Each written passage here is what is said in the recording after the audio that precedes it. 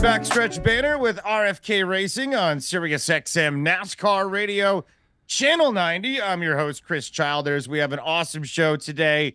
Former president of RFK Racing, Geoff Smith, going to be our featured guest. Cannot wait to talk about some of the history of the team, go back in time, take a little walk down memory lane.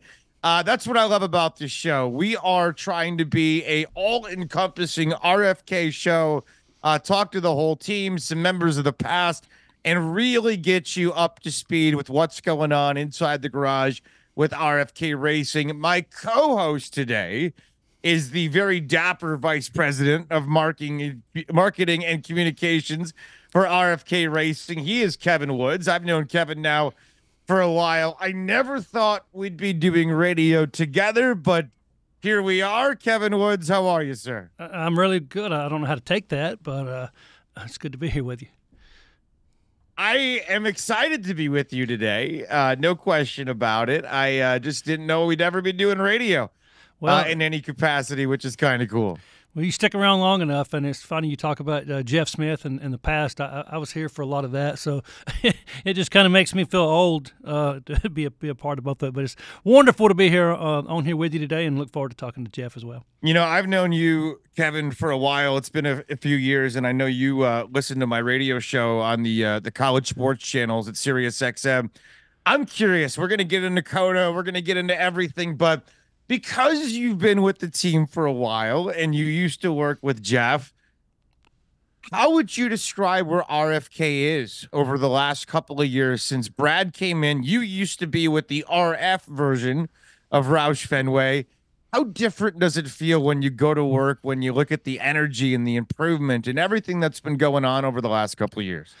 Well, actually, Chris, I was with the R version before it was the RF version, and now it's the RFK version. So it's been 3 iterations of names, and you know, a lot's changed from the very beginning when I got here, and you know, the lineup, we had up to 5 Cup teams at one time, and you know, everything kind of ebbs and flows. But the last couple of years has been what I would call like a kind of rejuvenation of the organization and where it's headed, kind of an upward trajectory. It's been really a lot of fun to see that. You know, there's always been things you could pull out at any time that were positives to what we had going on here. But I think the excitement level and the things that you're able to see each week on the track, and we'll talk a little bit in a minute about COTA and coming up at Richmond. But you know, you've seen several instances this year where we've had opportunities to win races. Haven't yet, but you know, you have to be in contention to win races before you can win them. And you know, the performance has been pretty solid this year with you know, some bad luck mixed in. But to see that comparative to, you know, to maybe where we were at some point in time, it's been, but more than just a performance, it's just kind of the enthusiasm and the level of a little bit of change that Brad brought in, kind of reignited some of that passion here, and it's fun to watch. There's a spunk. I mean, Kevin Woods kind of floats to work nowadays. He's all excited. Everybody's happy. Brandon Lee, all the guys we talked to. There is an enthusiasm when everybody's working their butt off and you see the results and you see you're competing for top 10s. And last week we saw with Chris Buescher yet another top 10. That's 3 weeks in a row on a different kind of course, on a road course down in COTA. The fact of the matter is the team's competing, and they're competing in all different kinds of races. And I think that is what's so exciting about this, about where the program is. It's not just, you know, plate races anymore. This team could go anywhere and be competitive, which I think is pretty darn amazing. But our boy Kevin Woods is the VP of Marketing and Communications. So last week, it was a little bit of a crazy weekend for the team. You saw Chris Buescher kind of struggle in qualifying, and then by the end of the race, when it's all said and done, he's in the top 10 again. He finds a way towards the front. He's competitive. Maybe not the day Brad Keselowski wanted, but it's a different course. It's a different animal. How would you describe COTA from the RFK standpoint, Kevin Woods? Well, I think, you know, with the road courses, what we've seen in the last few years, for years on the circuit, there, you know, it was just kind of a formality that you went to Watkins Glen and you went to Sonoma, and you know, and honestly, for a long time, the guys weren't, you know, you kind of just survived them. Not everybody was really good at it. There used to be a lot of ringers they brought in to run these races, and they'd do really well.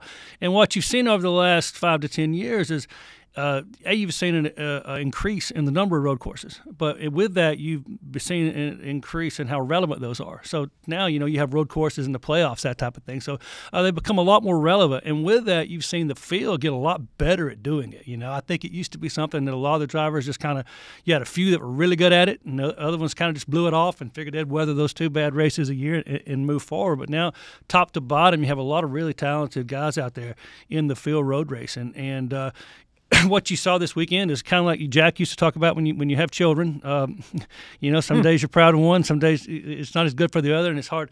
They're not always going to everything go right for both of them.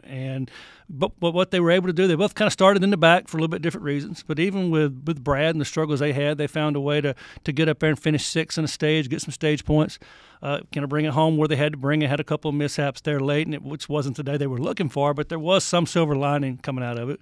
With Chris, had an adjustment issue, started in the back and just meticulously really worked his way towards the front through a combination of, just passing cars and a little bit of pit strategy, and found himself there at the end in a really solid position to score a top 10 finish, which was his 3rd top 10 finish, I believe, in a row. So if you look at the overall of where we are this year, I think Chris is 12th in the points, Brad's somewhere around 16th, just hovering in that 15th. But if you look, the races like Daytona, where Brad was passing for the lead there to win the Daytona 500, and got in an accident, not of his doing, but that type of thing. So, in the way our schedule works, it's a definite marathon. It's not a sprint. And this week, that marathon will take us to Richmond, where last fall when we were there, I think we combined to lead somewhere around 200 laps. So very excited to get back to Richmond and see what the guys can do there. Does it feel like a marathon and not a sprint back at headquarters? I'm sure it's hard every Sunday. Everybody makes these long trips out to the racetrack, and you got all the sponsors there, and you want every race to be a top 10. You want every race to be a win. You want every race to be celebratory for the team. The day or two after, when you get back to the garage, when you get back to the Charlotte area, do you notice the team always kind of understands that it's a marathon and treats it as such, or do people get down depending on what happens a given weekend? I think the nature of the season is so long that they almost have to. You have to. You have to. It's just, because you can't compare it. It's not college football. It's more like Major League Baseball. And you're going to drop that's a good point. You're going to drop a game on a Tuesday night, and you don't want to drop that game, but you can't really. You harp on it, and you're going to drop 3 more. So I think people understand that. It's something I've always really noticed since I've been here, because the season's so long. And to be honest with you, that goes both ways. I mean, I remember back in the day, you'd have drivers and crew chiefs, and they immediately were more work. We're in victory lane, is supposedly doing the hat dance and celebrating, and there's you could just tell their attention had already shifted to next week. So it's not really just with the negative or the bad days that you realize it's that marathon. It's even the good days. You win a race, and there's one in 6 days, and there's not a whole lot of time to sit around and revel in your accomplishments, because whether it happens good or it happens bad, next week's coming, and that's going to happen until November. Kevin Woods, Vice President of Marketing and Communications. Don't you dare call him Brandon Lee. The look that he gave me in that moment, I realized immediately. I was like, that's the wrong guy that I'm looking at. And blame Brandon for that, for jumping on the Zoom when he did. How dare he distract me? But Kevin is with us today. Kevin's going to be with me the whole show, which is kind of cool. Geoff Smith's going to be stopping by, the former president of Roush Fenway, and it's going to be a lot of fun to visit with him, talk about building the team, memories, looking at former races, former wins, how they built this thing with Jack. It's going to be pretty cool. I got to know from you, Kevin, and we'll obviously get Jeff's perspective in a minute, but you've been behind the scenes with this team. Obviously the ownership has kind of grown over the years, but you've known Jack the constant the whole time. What is Jack like? I mean, this has been a team that has had great success. Things got a little bit, lulled over time. The cars changed. We went to the next gen, and all of a sudden RFK's back to, being competitive. And I got to think that was, really a reignition for Jack Roush and his love for owning this team once things got leveled off again with the new car. But how would you describe what kind of owner he is on a daily basis and what he does for you guys and how much he cares about the sport of racing? It's a very interesting question, Chris. Having known Jack for so long, and obviously, Jack's not as young as he was when I met him, and so things have changed. But in his the way his mindset is, his mind's always on this. This is it's Jack's passion. It's what he wants to do, and I know Geoff will talk a little bit about how that passion is what brought him down here in a few minutes. But just passionate, the consummate competitor.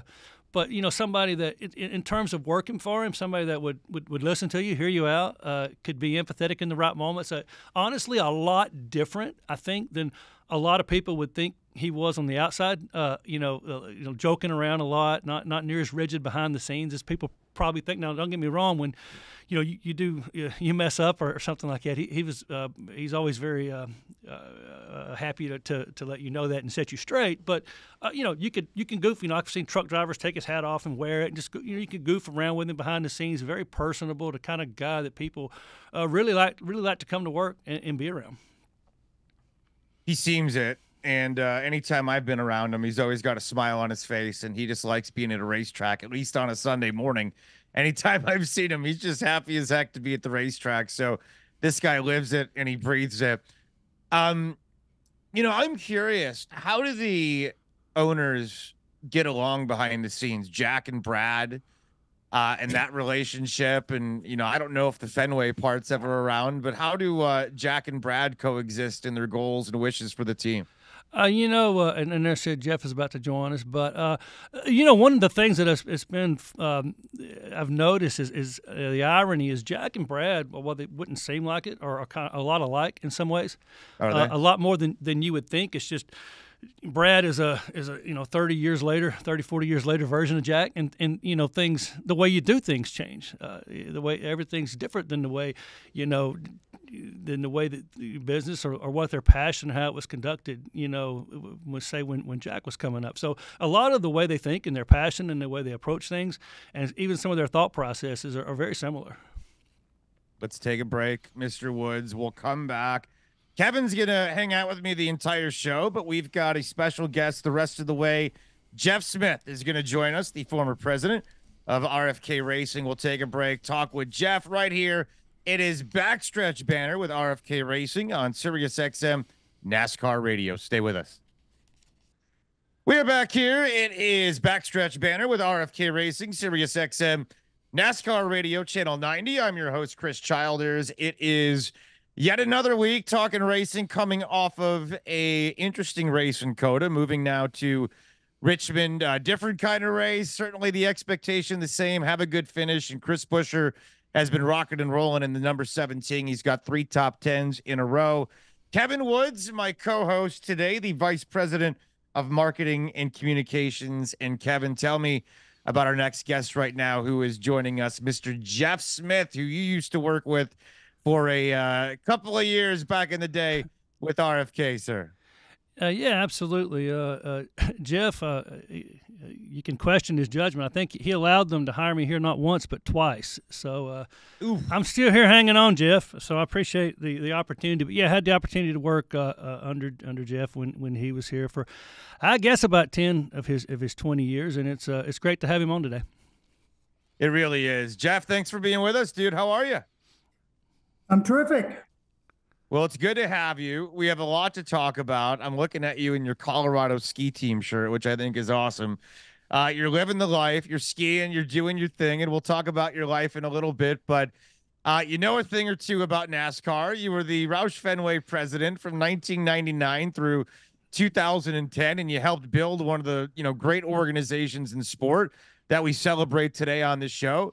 Let's get into that. Let's talk about the organization, RFK. When you look back at what you've done and you see where the team is today and certainly competing for top 10s, your overall view on the state of Roush Fenway Keselowski Racing today, sir.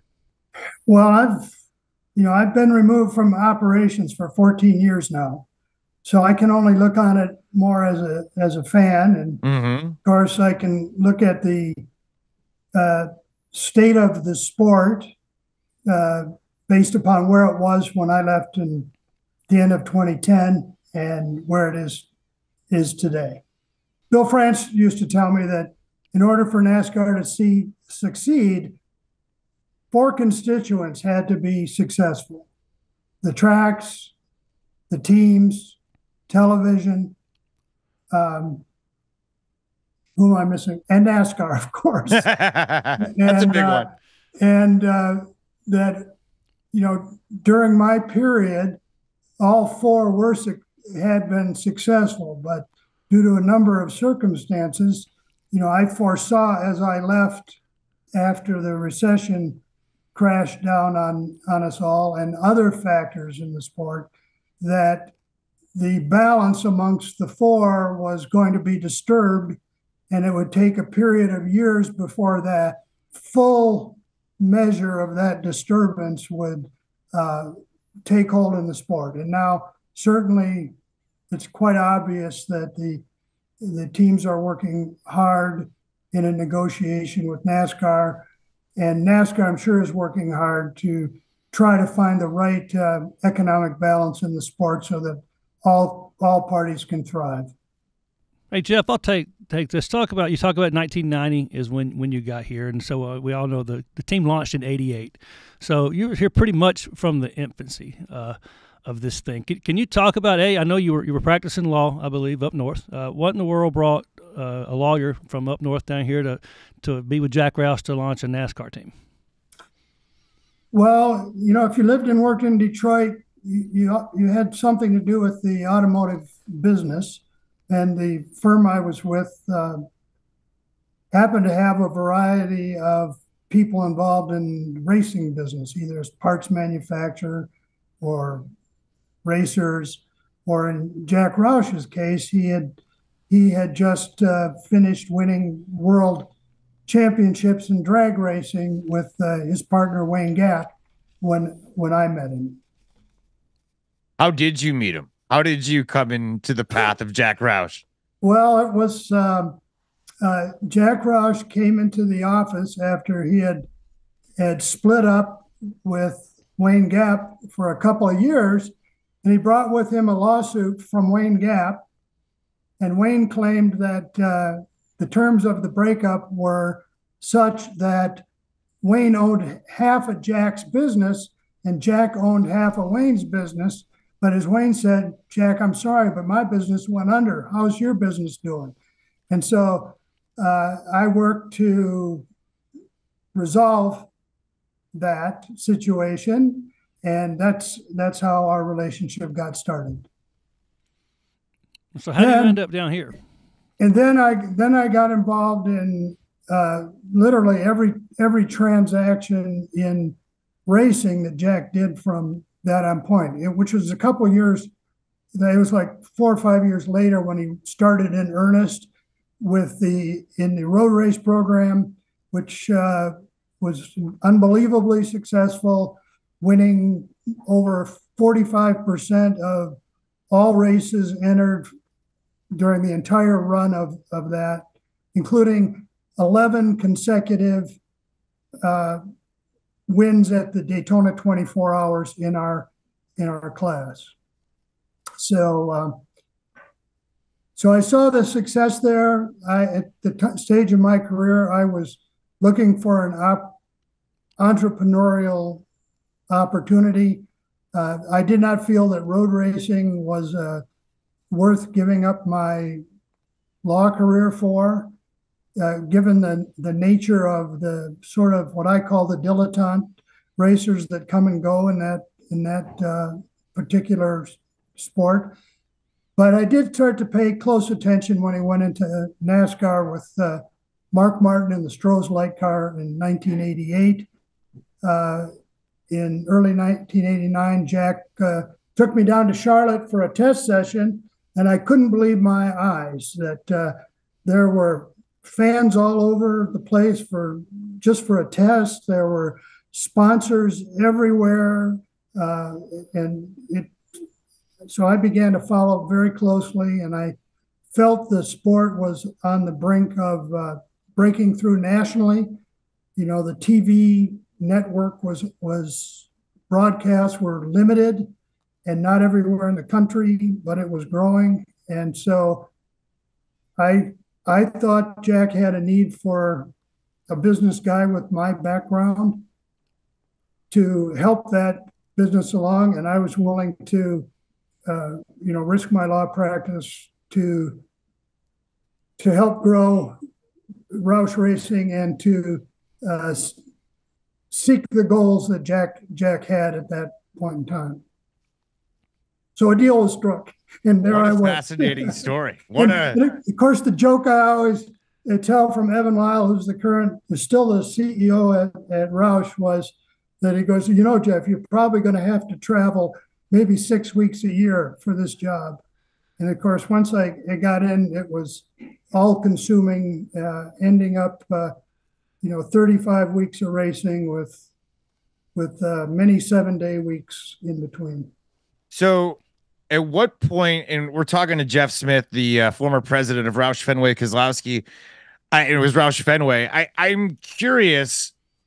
I find it fascinating. So you have this law degree, you have a career, and then NASCAR becomes your life, and you eventually, go on to be a president.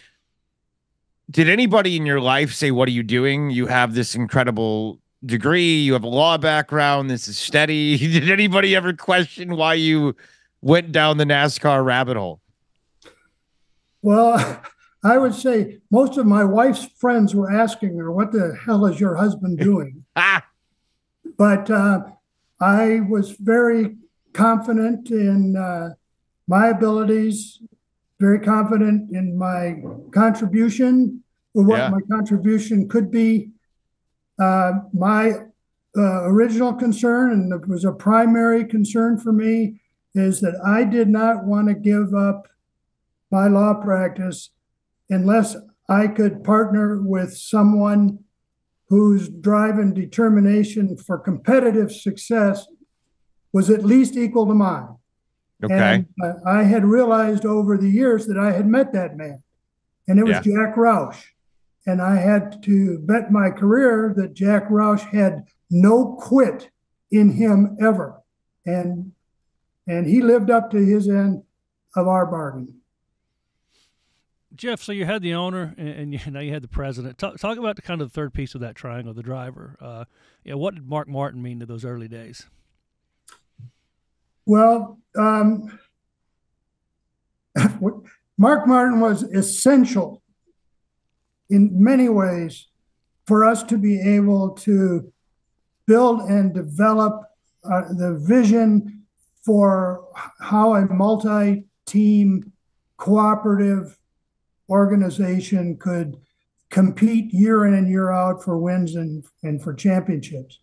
I'm sure in the beginning, my mission was to get a second team going. Jack was a believer in all of the benefits of a second team, and mathematically, and I'm going to get to Mark, and mathematically, you have to understand is when you have individual teams and one team or two teams are very successful, they attract all the money. And that would be Dale Earnhardt in the early days. And they were able to do more with their one budget than we could do with our one budget. And so by having two teams, it would allow us to have two budgets for research and development and testing, and thus be able to compete against the top-ranked teams. So Mark, I'm sure, was a bit skeptical about how multi-car teams would work, but because that's not the way it was. Rick Hendrick had two teams, but they were in different shops, and throughout the industry, nobody believed that was going to work. But Mark, God bless him, kept an open mind. And I think it took a few years before we were able to really demonstrate how and why it would work. And he was right. He was really on board with that. And of course, his continued success year in, year out, day in, day out on the racetrack gave our organization tremendous credibility as a premier operator of, mechanical teams for racing. It's Roush, Fenway, Keselowski. It's Backstretch Banter, Chris Childers, and Kevin Woods. We're talking to the former president of the team, Geoff Smith. We're going down memory lane, going back in time. I find that really interesting, and I guess I didn't realize it as somebody who is in his early 40s and I've been following the sport for a couple of decades. I kind of always assumed there was multiple teams and you had, the one big owner, and it kind of looked the way that it did now. Why was there so much resistance to that? Why was it a single car, a single number? What was the reasoning behind some of the guys back then in NASCAR for not wanting to pursue multiple cars? Why didn't they think it would work? I'm curious about that.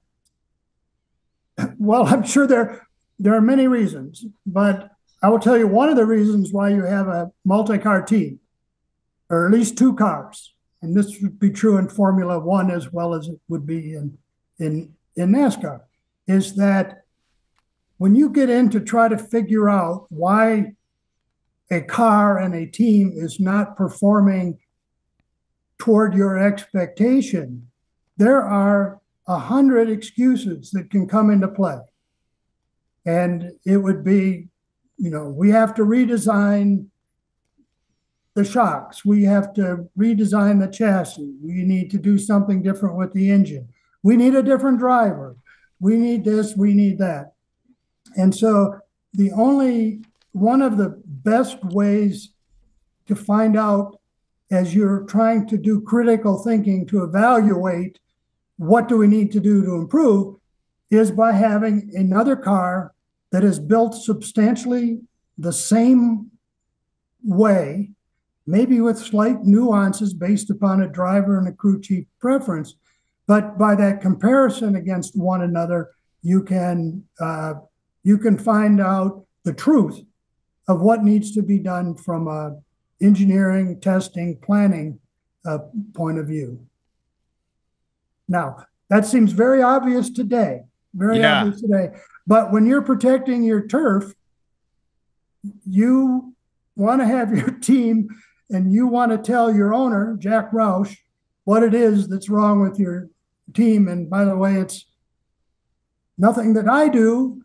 It's that other guy, or it's that other piece of engineering, or it's the chassis. So it was extremely beneficial in terms of comparison. And by the time we got really rolling with 5 teams, the guys were drivers and crew chiefs. People were really bought into the system.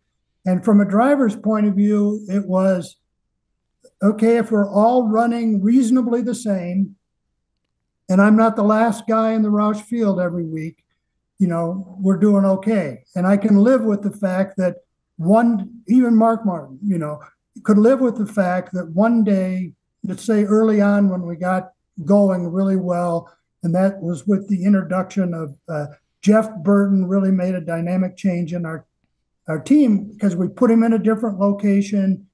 We allowed that team to do some things that we weren't doing in Liberty, North Carolina. And Jeff, on occasion, would beat Mark. And Mark then got very invested in what's he doing that's making his car better? What can I do? And then suddenly we were really started into our collaborative years. And that started, I think, was in 97 when that started. So a lot of fun. This is fascinating. It really is. I love this conversation. Chris Childers with Kevin Woods. We're talking to Geoff Smith. He is the former president of RFK Racing. Let's take a break. We'll come back. Let's continue the conversation. Let's go more down the Mark Martin memory lane and what he meant to RFK. We'll do it next right here with Geoff Smith on Sirius XM NASCAR Radio.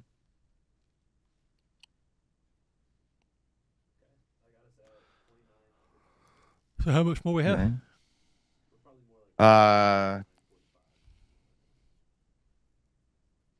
Okay. Perfect. Woods, you're a modern day Vince Scully. I do try. No question.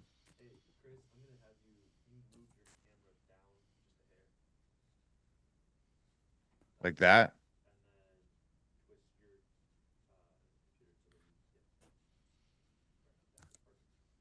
Okay. Ready?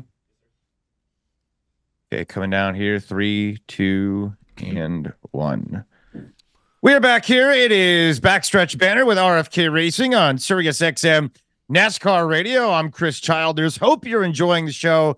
We do it once a week on Channel 90, and we want to bring you inside RFK Racing. We talk to everybody on the team, from drivers to crew chiefs to spotters to data guys. We had a data analyst on last week. We got former president Geoff Smith with us on today, and we're kind of looking at all different angles of Roush, Fenway, Keselowski from past and present, which I think is really unique and cool. So hope everybody is enjoying it. Like I said, Geoff Smith is our guest. He's the former president of this team. And where we left off the conversation, we were talking about how teams didn't want to run 2 different cars. They had the one and they were protective. And Mark Martin came around and kind of saw the vision.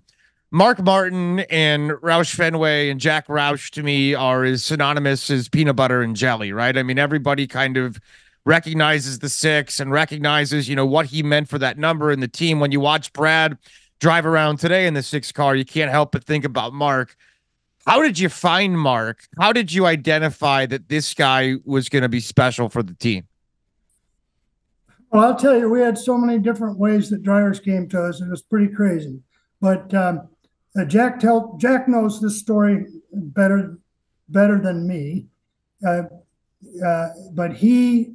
when Ford Motor had approached Jack about wanting Jack to come into NASCAR to strengthen the Ford, thought Jack could help strengthen the Ford community. That provided some financial assistance. Jack had his own nest egg for this moment, and they had the backing from Stroh's Light. So with that, Jack went on the hunt for crew chiefs, and he wasn't sure what to do about crew chiefs because he found 2 of them. And so he hired them both, Robin Pemberton and Steve Meal. And then went down to work for recommendations about drivers. And there were several. I don't recall who they were. I was outside. I had not come in yet. And in the end, Mark was a guy that had shown tremendous talent, but the way I think he had approached his career and his racing opportunities was not quite organized to succeed. And so he had gone into kind of a no man's land of trying to get somewhere situated. And Jack saw the speed potential, the earnestness of Mark, the family background of commitment for racing, and made the choice. And then the first time I met Mark Martin was he came up to my office on the 38th floor of the Renaissance Center building in Detroit, overlooking the river. And I never told him this, but I was pretty sure that's the highest up an elevator Mark Martin had ever been in his life up to that point in time. That's too good. That is fantastic. And these guys have to grow up pretty quick when they get into this world. And it moves fast, I'm sure, right? Like you probably take a lot of guys from the backwoods that have been racing and, karting, and you almost have to learn, like they have to learn how to live in the fast lane. No, they come to us and they bring speed. Yeah. But the background of how they get to speed is normally quite unsophisticated, and meaning they've got friends and family that have helped them build cars and work on a local track and all of that. The idea of dealing with sponsors whose products can be viewed with their image on them worldwide. Yeah. TV advertising, the TV demands, the fan demands. that's an acquired skill, but most of them adapt quite readily to that environment. So how many years in before you guys adapted to multiple teams, Geoff? Well, there are probably different opinions of Jack, because I haven't talked to Jack about this exactly. I have the Geoff Smith opinion of our progression. I think Jack was himself a NASCAR outsider, and Jack was determined to not take one step out of bounds in terms of developing a relationship with NASCAR and with his team. So he gave great leeway to the team to operate itself with his guidance and with gentle prodding toward these ultimate goals. But it was quite resistant. The biggest one earlier on was that Jack, early on, did not like the fact that we were not building our own cars from scratch and able to develop with our own R&D and technology our own cars. That the way it was being done was that there were two chassis suppliers, chassis A and chassis B, and your team managers would buy chassis A if they thought it was hot at the moment, or chassis B. And what would happen is the customer of chassis B, let's call it Richard Childress Racing for an example, would say, hey, we've been to the track and we think if you make this modification to chassis A, it'll be better. And so the chassis A guy he'd make that chassis change and then he'd sell it to the rest of the teams. And so we thought that was no way to get ahead of the deal without doing your own chassis. And so in, I think, 1993, Ray Everham did exactly that with Jeff Gordon. And suddenly, Rick Hendrick had this chassis that for a number of years, everybody had to play catch up to. And we were not able to get into that competitive situation until we opened a second location in Mooresville with Jeff Burton. And suddenly we had our Liberty car competing with the Mooresville car, and the drivers could, suddenly could see what a cooperative development program would look like. And then from that moment on, there was a dynamic that allowed us to grow and where that mentality worked, because we got into, that was team number 3. And by the end of 1997, we had 5 cup teams ready to go. But it still took until it was working, and Mark was successful and Jeff was really successful. But it took until we consolidated the shops and put all the teams under one roof. And then when we won the 2003 championship, the guys saw that the team that won was working collaboratively with another team in the shop, the way cars were being built and all that. And then suddenly everybody said, we want to do it that way. And that was really the moment after all those years where it really came together and continued that way, as you mentioned, or Kevin had mentioned about the 2003, 2004, and 2005 run that we had. And what a run it was, and a lot of hardware and championships and celebrations that came during that time. Let's talk about that time when we come back, the championship run for RFK. I know this year, fingers crossed, toes crossed, RFK will have another champion. And quite frankly, I think they're going to have a chance. The way things are running right now, they're certainly in position. But let's take a break. We'll talk about that magical run with the former president of RFK, Geoff Smith. We'll do it next on Backstretch Banter with RFK Racing on Sirius XM NASCAR Channel 90. We're back here. It is Sirius XM NASCAR Radio. It is Backstretch Banter with RFK Racing. I'm your host, Chris Childers. The fantastic Kevin Woods hanging out with me today as my co-host, the Vice President of Marketing and Communications. And again, do not call him Brandon Lee. He does not like that. But we're hanging out with our boy, Geoff Smith, who is the former president of Roush Fenway Racing.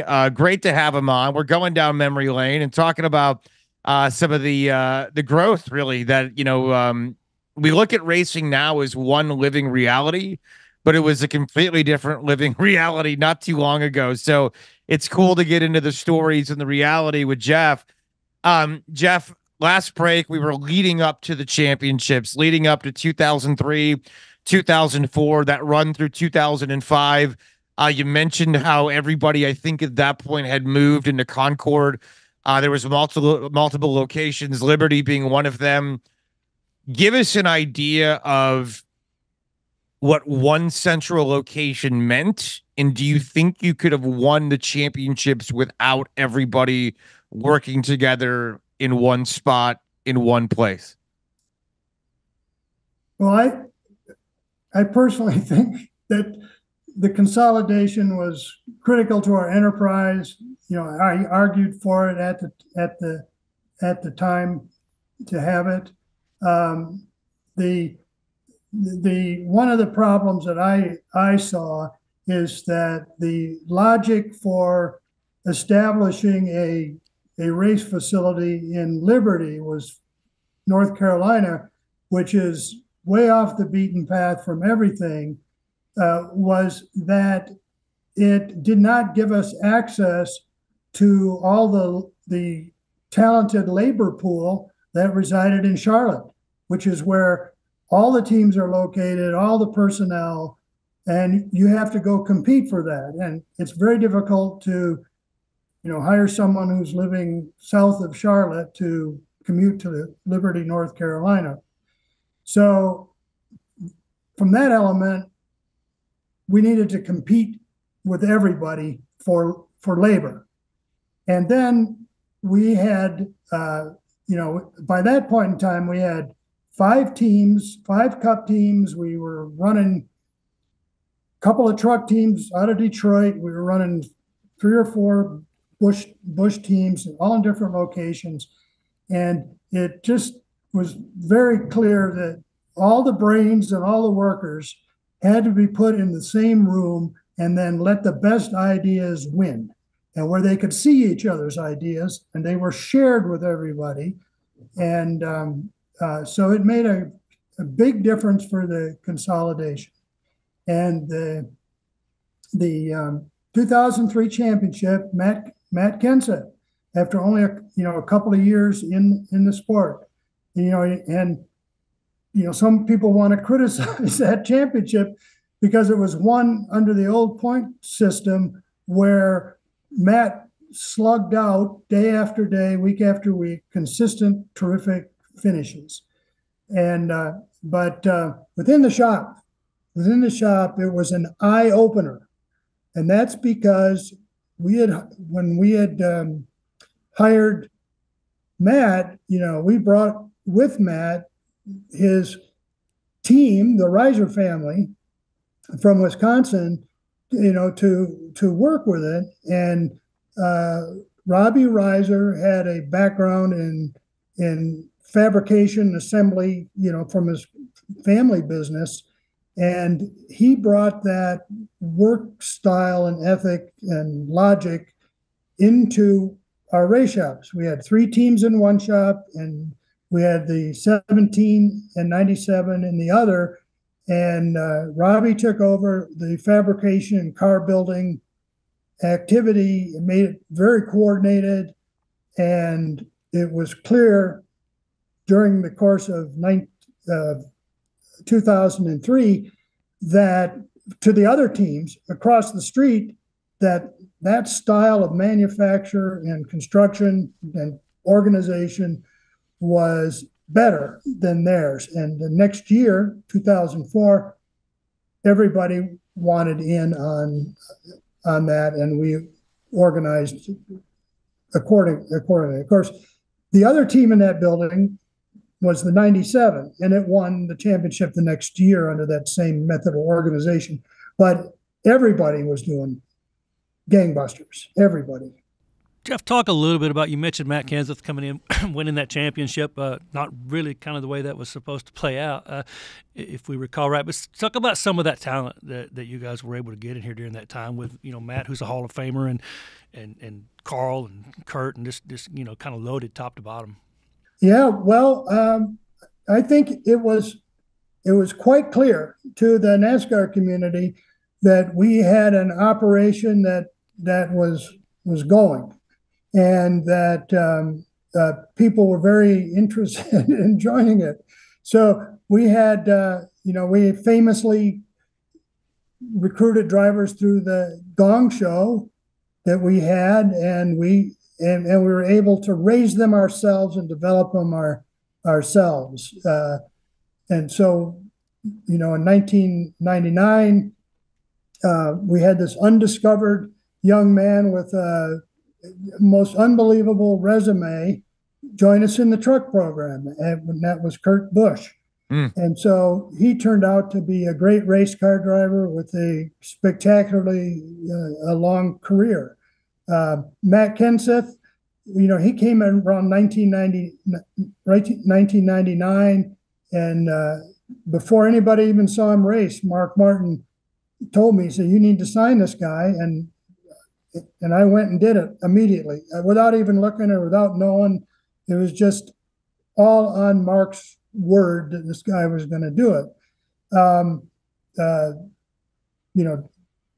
At that point in time, we'd had, Jeff Burton was going really well then.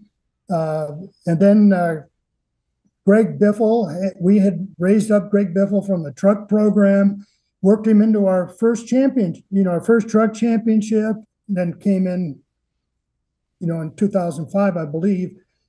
Well, he had some earlier races, but he came in and was very successful for his whole career at Roush. And then, of course, Carl Edwards had a spectacular career, and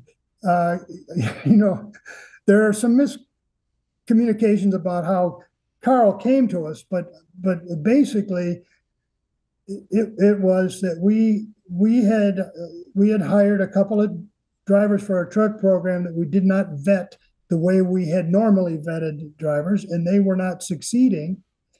And Max Jones, the general manager of that program, came and said, there's this guy, Carl Edwards. He's driving for a guy that has like one truck. He's out qualifying us every week. He's the guy we need. And so in came Carl. And so we had just a really robust lineup of awesome, talented drivers to go with a really good marketing, sales programs, and crew chief, engineers, the whole bit. We could talk about this all day long. It has been so fascinating, but it's time to say goodbye. Geoff Smith, former president of Roush Fenway Keselowski. Geoff, good to talk to you, man. Thank you so much, and be safe on the slopes, okay? You bet, Chris, Kevin. I'm going to try. Thanks, Geoff. Geoff, an avid skier. It was great to have Geoff on the program. Kevin Woods, a blast. It was good to co-host with you today, sir. Kevin, the VP of Marketing and Communications, want to thank Brandon Lee for all of his work, and Thomas Burfield, Elijah Burke, and Alec Walt back in DC for SiriusXM NASCAR. We appreciate him as well. We are done for the day. Thanks for listening to Backstretch Banter with RFK Racing. I'm your host, Chris Childers, and we'll see you next time on SiriusXM NASCAR Radio. Thanks for listening.